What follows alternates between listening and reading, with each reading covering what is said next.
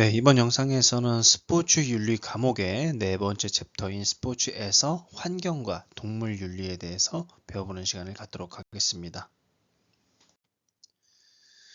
자, 이번 챕터에서는 스포츠와 환경 윤리 그리고 동물 윤리 두 가지로 구분해서 살펴보도록 하겠습니다. 자, 가장 먼저 스포츠와 환경 윤리입니다. 스포츠에서 파생되는 환경 윤리적 문제들을 살펴보면은 우리가 인구가 증가하면 할수록 지구의 여러 가지 생태계는 파괴될 수밖에 없는 그런 상태인데, 과거에 비해서 인구가 굉장히 기하급수적으로 많이 증가를 했고요. 거기에다가 과학기술이 발달함에 따라서 이런 그 지구에서 활용할 수 있는 다양한 자원들을 적극적으로 활용하고 있기 때문에 이런 그 생태학적 위기가 이제 나타나고 있다라고 이야기가 되고 있습니다. 그 중에 하나로 스포츠도 역시 환경 오염의 그 원인이 되고 있다라고 이야기를 하고 있는데, 우리가 이제 그 여러 가지 경기장을 짓는다든지 이런 건설업이라든지 아니면은 그 스포츠를 자연 환경 속에서 이제 즐기는 데 있어서 나타나는 다양한 환경 문제들을 우리가 좀 경계해야 될 필요성이 있겠습니다. 자, 그래서 이제 환경 오염이 이제 심각해지게 되면은 오히려 반대급부로 스포츠는 점차 활동 공간이 사라진다는 이제 단점이 있을 수가 있겠죠. 그래서 환경 문제를 해결하기 위한 세 가지 접근 방식으로서는 직접적 과학기술적 접근 방식, 과학기술로서 이제 해결을 해야 되겠다라는 내용이고요. 사회 제도적 장치, 환경을 개발하는 데 있어서 좀 이제 제한을 두는 거죠. 그리고 마지막으로 철학적 사유, 우리가 환경을 잘 보존하고 지켜나가서 후손에게 물려줘야 된다는 이런 다양한 철학적 사유가 필요하다고 이야기할 수 있겠습니다. 예, 여기에서 이제 스포츠의 환경 파괴에 대해서 이제 다양하게 알아볼 수가 있겠는데요. 스포츠에서 인간의 신체 활동은 자연과 분리되기도 하고 때로는 자연과 결합하기도 한다라는, 어떻게 보면 이제 스포츠가 갖고 있는 양면성이라고 볼 수가 있겠습니다. 자, 부올레는 스포츠 환경을 세 가지로 구분을 했는데, 순수 환경, 개발 환경, 시설 환경입니다. 순수 환경은 원래 그대로의 자연 환경에서 이루어진 스포츠 환경, 원래의 야생지, 공원, 보전 구역 등을 이야기하는데요. 여기서 이제 즐길 수 있는 스포츠로서는 카누나, 등산, 요트, 윈드서핑과 같이 자연 환경 속에서 즐길 수 있는 이런 스포츠들이 여기에 해당이 된다라고 볼 수가 있겠습니다. 자, 다음으로 개발 환경입니다. 스포츠 활동을 위해서 자연의 일정한 변형을 가한 환경입니다. 트레일, 슬로프, 스포츠 필드, 실외 수영장 등 야외 스포츠 공간을 이야기하는데, 골프나 야구, 테니스, 스키와 같이 이렇게 그 실내 공간은 아니지만 일정한 형태로 건축이 이루어진다든지 자연 환경을 변형하는 경우에는 우리가 개발 환경이라고 이야기하고 있습니다. 자, 마지막으로 시설 환경으로서는 자연과 분리된 인공적 환경을 이야기하고요. 실내 체육관, 체육관을 비롯한 여러 가지 경기장, 아이스 링크 등 실내 스포츠 공간을 우린 시설 환경이라고 이야기를 하는데, 개발 환경과의 차이점은 이게 완벽하게 이렇게 벽이라든지 지붕으로 둘러싸여 있어가지고 완벽한 형태의 실내 공간을 보이고 있다라고 하는 점이 이 시설 환경의 특징입니다. 대표적인 사례로서는 역도나 유도, 탁구, 체조, 아이스하키 등의 실내 스포츠가 여기에 해당이 될 수가 있겠습니다. 네, 이어서 스포츠에 적용되는 가능한 환경 윤리학의 이론들에 대해서 알아보도록 하겠습니다. 자, 이는 인간 중심주의와 자연 중심주의, 크게 이제 두 개로 구분을 해서 살펴볼 텐데요. 이제 인간 중심주의, 자연 중심주의는 서로 각기 다른 자연을 대하는 태도를 보이고 있고요. 이를 주장하는 학자들, 대표적인 학자들을 중심으로 살펴보도록 하겠습니다. 자, 인간 중심주의는 인간에게만 본질적인 가치를 부여하고 인간 이외의 존재에게는 도구적인 가치만을 부여하는 윤리적 입장입니다. 그러니까 인간 중심주의에서 이야기하는 것은 인간이 만물의 중심이기 때문에 다른 종족들이나 식물, 이런 다양한 환경들은 얼마든지 인간의 복리 혜택을 위해서 희생을 해도 된다라고 보는 관점이죠. 스포츠로서 초점을 좀 맞춰보면은, 스포츠에 의한 자연 환경의 훼손은 자연 스포츠에 의한 대중 수요가 증가하게 되면서 점점 더 심해지고 있습니다. 그래서 자연 스포츠에는 철저하게 인간의 욕구 충족을 우선시하는 인간 중심주의적 관점이 내재되어 있다라고 비판을 받고 있습니다. 네, 대표적인 학자들로서는 프로타고라스, 토마스 아퀴나스, 베이컨, 데카르트, 칸트, 베스, 베르크 이런 학자들이 있는데요.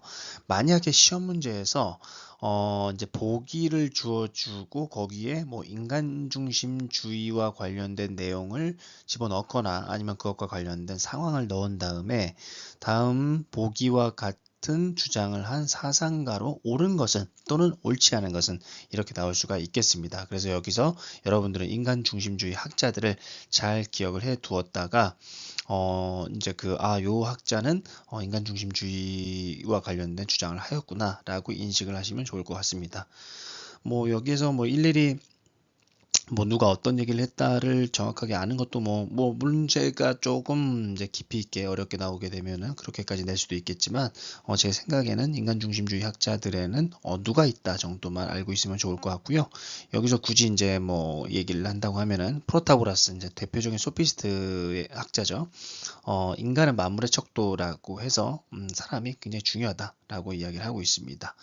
또한 베이컨은 일체의 지식의 의의는 인간의 삶의 새로운 발명과 편의를 제공하는 데 있다.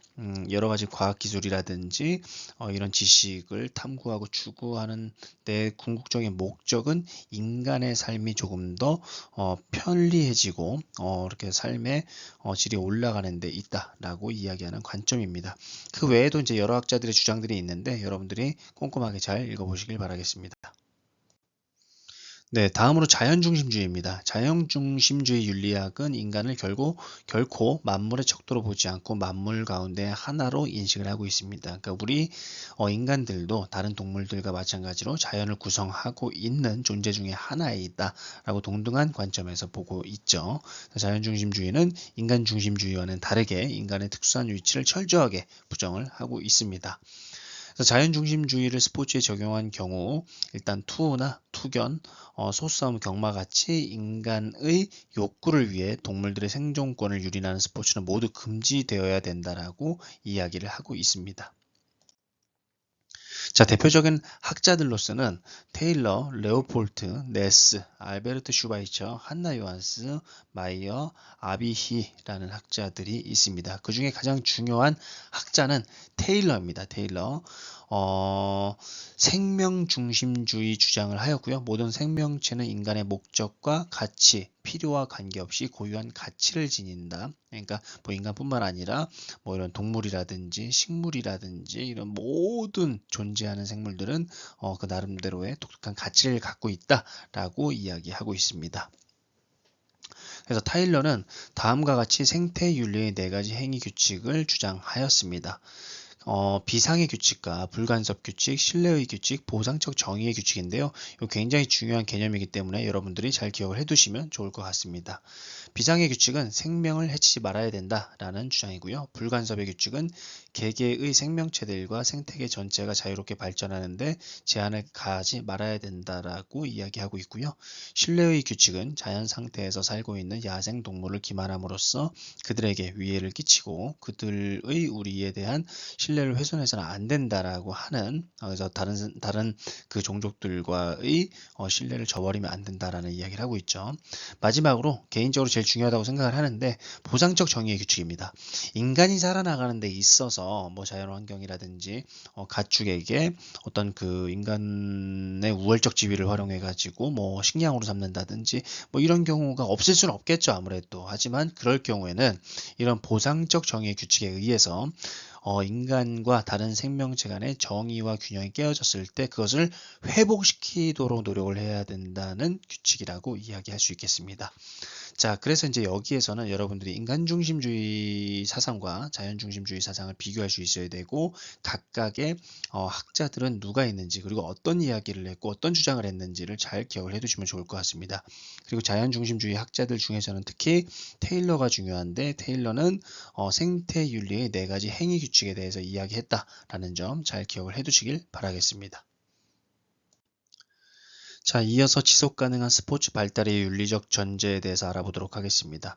필요성의 계율, 역사성의 계율, 다양성의 계율 세 가지가 나와 있는데요. 가장 먼저 필요성의 계율에서는 새로운 스포츠 시설을 건립할 경우에 전문가를 투입하여 이 시설의 건립이 반드시 필요한 것인지 아니면 그렇지 않은 것인지를 정확하게 진단해서 불필요한 것으로 판명될 경우 건립을 포기하도록 종용하는 행위 지침입니다. 그렇기 때문에 반드시 필요한지 아닌지를 판단하는 그런 어떤 그 준거 이런 것들이 굉장히 중요하다라고 이해할 수 있겠죠. 역사성의 계율은 스포츠 시설을 개발하는 데 있어서 늘 천연 자원과 인공적 자연 그리고 인공물들이 갖고 있는 역사성을 충분히 고려해야 된다라고 이야기하고 있습니다. 예, 저는 사실 이것과 이제 일맥상통할지는 모르겠지만, 동대문 운동장이 사라진 것에 대해서, 이런 여기서 얘기하는 그 역사성의 계율이 좀 무너졌다라고 저는 생각을 하고 있습니다. 동대문 운동장이 갖고 있는, 예전엔 경성 운동장으로 시작을 했죠. 일제시대 때 경성 운동장으로 건축이 되었다가, 동대문 운동장으로 이름을 바꾸고, 계속적으로 그 안에서 우리가 많은 스포츠 경기를 개최함으로써, 많은 문화와 유산을 남겼는데 이 부분들이 지금 한순간에 날아간 것 같아서 굉장히 안타까운 마음을 갖고 있습니다. 자, 다음으로 다양성의 계율입니다. 자연과 환경의 공존을 위해서 자연이 보유하고 있는 다양성이 지켜질 수 있도록 최선의 노력을 기울여야 된다라는 개념입니다. 여러분들이 지속 가능한 스포츠 발달의 윤리적 전제 잘 기억해 두시면 좋을 것 같습니다. 자, 다음으로 스포츠와 동물 윤리에 대해서 알아보도록 하겠습니다. 자, 스포츠에서 나타나는 종차별주의 문제에 대해서 가장 먼저 알아볼 예정인데요. 여기에서도 종차별주의와 반종차별주의를 비교하고 그 각각의 해당되는 내용을 숙지함과 동시에 이를 주장한 학자들을 잘 기억을 해두시는 것이 고득점을 맞을 수 있는 좋은 학습 방법이라고 생각을 하고 있습니다. 자, 종차별주의는 인간중심주의, 우리 앞에서 살펴보았던 환경윤리에서 나타난 인간중심주의와 일맥상통한 면이 있는데요. 자신이 속한 종의 이익은 옹호하는 반면에 다른 종의 이익은 배척하는 편견이나 왜곡된 태도를 의미합니다. 자신이 속한 종은 뭘까요? 인간이죠, 인간. 근데 다른 종의 이익, 다른 가축이라든지 이런 것들은 배척을 한다라고 이해하시면 좋을 것 같습니다. 그래서 스포츠와 관련한 인간의 목적성으로 인해서 약물을 실험하기 위해서 동물에게 투여를 한다든지 이런 다양한 실험 등의 동물을 이용하는 것을 여기서 이야기하는 종차별주의에 해당이 된다라고 볼 수가 있겠고요. 이처럼 단순히 동물을 수단으로 생각하고 활용하는 것을 종차별주의다라고 이야기하고 있습니다. 그러면서 동물에 대한 아무런 의지가 없는 태도나 대우 또한 종차별주의에 해당이 된다라고 볼 수가 있겠습니다. 자, 이러한 종차별주의를 주장한 학자들은 토마스 아퀴나스, 데카르트, 프로타고라스, 아리스토텔레스, 칸트 이런 학자들이 있었습니다. 그 중에 첫 번째 나와 있는 토마스 아퀴나스를 보면은 모든 피조물들은 신의 계획과 의도에 의한 것으로 신은 궁극적 선이며 선악을 판단하고 처벌할 권리를 제외한 자연물에 대한 모든 권한은 인간에게 있다라고 이야기하고 있습니다. 또한 소피스트 중에 하나인 프로타고라스는 인간은 만물의 척도라고 주장하면서 인간중심주의, 종차별주의를 이야기하고 있습니다. 또한 그 바로 밑에 이제 아리스토텔레스는 동물은 인간을 위해서 존재하는 것이라고 주장을 하기도 했네요. 자, 반면에 반종차별주의자는 종차별주의와는 반대되는 의견을 이야기하고 있죠. 인간도 서로 간의 차이가 존재하듯이 이 세상의 모든 존재는 저마다의 차이를 가지고 있기 때문에 반종차별주의자란 서로 간의 차이를 인정하고 그 차이에 맞는 처우를 해야 된다라고 보는 관점입니다. 그래서 종 사이에 존재하는 차이는 인정하지만 그에 따른 처우를 적절하게 해야 된다라고 이야기하고 있습니다. 거기서 이야기하는 부분 중에 하나가 이익 동등 고려의 원칙에서 의미하는 이익이란 쾌고 감소 능력을 기준으로 이야기하고 있다라고 보고 있습니다. 쾌고 감수 능력은 쾌락과 고통을 인지하는 능력을 의미하고요. 쾌락과 고통을 느낄 수 있는 존재는 이익을 고려해야 할 존재이며 쾌락에 비해 고통을 상대적으로 적게 느끼게 할 의무를 지닌다. 보통 이제 우리가 동물들은 여기에다 해당이 될 것 같아요. 고통을 느끼기 때문에 우리 인간도 마찬가지로 동물이죠. 근데 식물들은 사실 우리가 그 뭐 어떤 그 움직임이 없고 소리가 안 나기 때문에 고통을 느낀다라고 인식을 못할 수는 있겠지만 어쩌면은 다른 방식으로 이런 고통을 표현하고 있지 않을까라는 생각을 조심스럽게 한번 해보았습니다. 자, 이러한 반종차별주의를 주장한 학자들로서는 피터 싱어나 제레미 벤담, 레건이 있는데요. 그 중에서 가장 중요한 사람은 피터 싱어입니다. 이익 평등 고려의 원칙에 근거해서 인간과 동물을 동등하게 대해야 된다라고 주장을 하고 있습니다. 자, 그래서 앞서 말씀을 드렸던 쾌고 감수 능력이 바로 이 피터 싱어가 얘기했던 이익 동등 고려의 원칙과 연결이 된다라고 이해하시면 될 것 같습니다. 자, 스포츠에서 나타나는 종차별주의를 살펴보도록 하겠습니다. 저는 개인적으로 우리가 그 인간이 생존하는 데 필요한 단백질을 이렇게 섭취하기 위한 어떤 동물의 희생이라고나 할까요? 뭐 우리가 뭐 소고기도 먹고 돼지고기도 먹고 뭐 양고기도 먹기도 하고 뭐 그런 데 있어서 가축을 활용하는 것은 어떻게 보면 우리도 그 동물 중에 하나로서 다른 동물들과의 경쟁 속에서 그 동물들의 희생을 바탕으로 우리가 생존해 나간다라고 해서 뭐 일면 그거를 뭐 이제 절대 안 된다라고 하는 관점을 갖고 있지는 않지만요. 스포츠에서 나타나는 종차별주의는 전반적으로 동물을 그냥 유희의 목적으로 괴롭히는 것이라고 생각이 돼서 굉장히 저는 좀 이제 불편한 마음이 좀 많이 들더라고요. 그래서 여기서 나오는 이제 뭐 우리나라의 전통 뭐 소스 싸움이나 스페인 투우 그리고 그건 이제 그 말싸움이죠. 투마 그리고 닭 싸움, 투개, 개 싸움, 투견 이런 것들은 불법적으로 그러니까 국가에서 이제 이제 이거를 합법적으로 이제 인정을 해주지 않았죠. 뭐 소싸움과 스페인 투는 이제 뭐 별개의 얘기긴 하겠지만 그래서 이런 부분들은 뭐 사실 꼭 이렇게 해야 될까라는 좀 반대 의견을 저는 좀 가지고 있습니다. 뭐 하지만 이제 예전에 이제 우리가 자동차가 없을 때 이제 말을 타고 이동했다든지 이런 부분들은 어떻게 보면은 인간의 편의에 의해서 활용이 되는 거기 때문에 가능하지 않을까?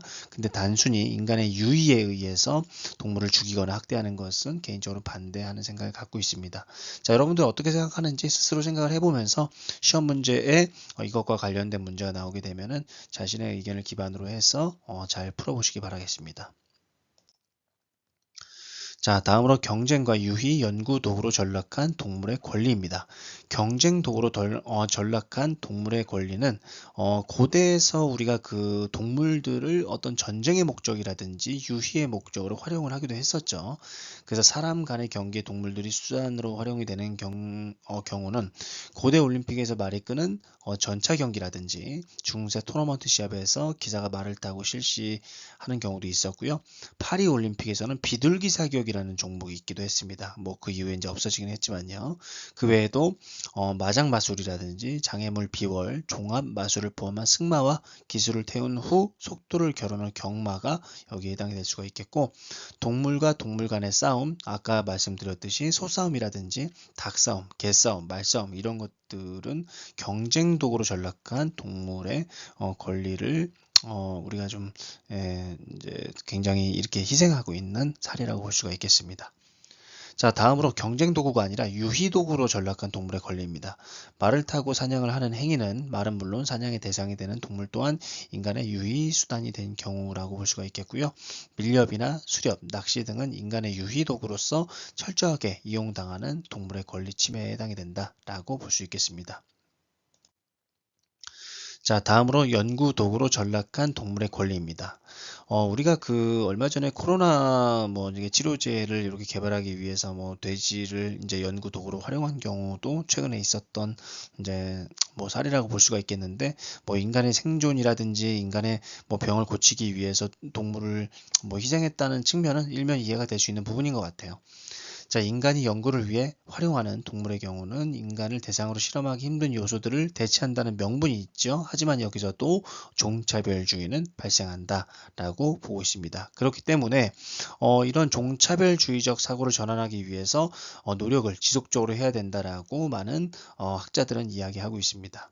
그래서 동물실험윤리위원회가 제시한 3R의 원칙이 있습니다. 3R의 원칙은 대체의 원칙, 감소의 원칙, 그리고 개선의 원칙 세 가지가 있는데요. 대체의 원칙은 대상에 대한 기준을 권장하는 것입니다.